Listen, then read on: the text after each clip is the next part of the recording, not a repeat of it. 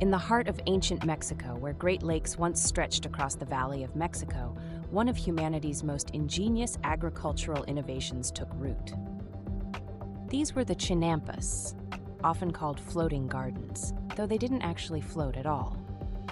Like massive rafts anchored to the lake bed, they transformed swampland into an agricultural paradise. Picture yourself soaring above the Aztec capital of Tenochtitlan in the year 1500. Below, a vast patchwork of rectangular islands cuts through the crystal waters of Lake Texcoco. Each island is a perfect rectangle, typically 30 meters long and 2.5 meters wide, separated by narrow canals just wide enough for a canoe to pass through. These are the Chinampas, and they're about to tell us a remarkable story of human ingenuity. The creation of a Chinampa was a feat of engineering that began beneath the water's surface. Aztec farmers would wade into the shallow lake, driving wooden stakes into the lake bed to create a rectangular enclosure. Within this frame, they layered mud, lake sediment, and decaying vegetation, building up layer upon layer until the surface broke through the water level. But they weren't finished yet. The sides of these artificial islands were reinforced with woven reed fences, and fast-growing willow trees were planted at the corners. Their roots would spread deep into the structure, anchoring it firmly to the lake bed. The result was a raised field that sat roughly a meter above the water level, a perfectly engineered piece of agricultural real estate. Their roots would spread deep into the structure, anchoring it firmly to the lake bed.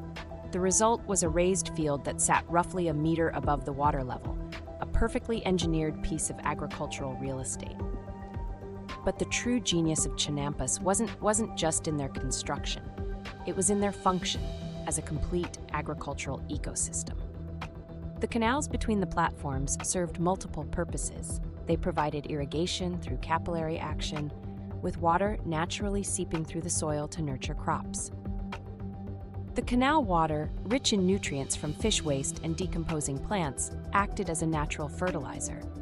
During the dry season, farmers would scoop up nutrient-rich mud from the canal bottom and spread it over their fields, maintaining soil fertility year after round. The microclimate created by this system was remarkable.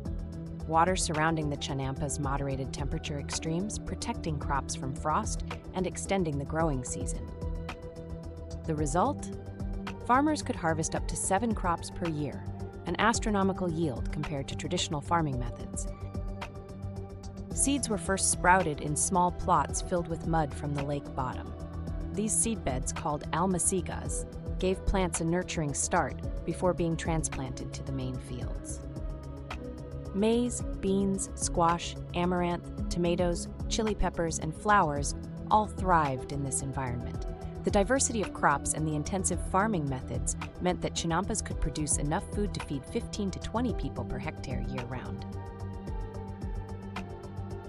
The scale of Chinampa agriculture was staggering. At their peak, Chinampas covered nearly 12,000 hectares around Tenochtitlan. These artificial islands helped feed a city of 200,000 people, one of the largest urban centers in the world at that time. The surplus production even supported a complex market system and helped fuel the expansion of the Aztec Empire. But Chinampas were more than just efficient, they were sustainable. The system recycled nutrients naturally, required no draft animals, and actually improved soil fertility over time. The canals provided habitat for fish and waterfowl, which added protein to the local diet and maintained ecological balance. When Spanish conquistadors first saw Tenochtitlan, they were amazed by these productive gardens seemingly floating on the lake. When we saw so many cities and villages built on water, and other great towns on dry land, and that straight and level causeway leading to Mexico, we were amazed. Indeed, some of our soldiers asked whether it was not all a dream. Tragically, much of this agricultural marvel was destroyed during the Spanish conquest. The colonizers drained the lakes to expand the city, not understanding the delicate balance of this ecosystem. Today, only a few Chinampas remain active in Xochimilco, a suburb of Mexico City where farmers still practice these ancient techniques.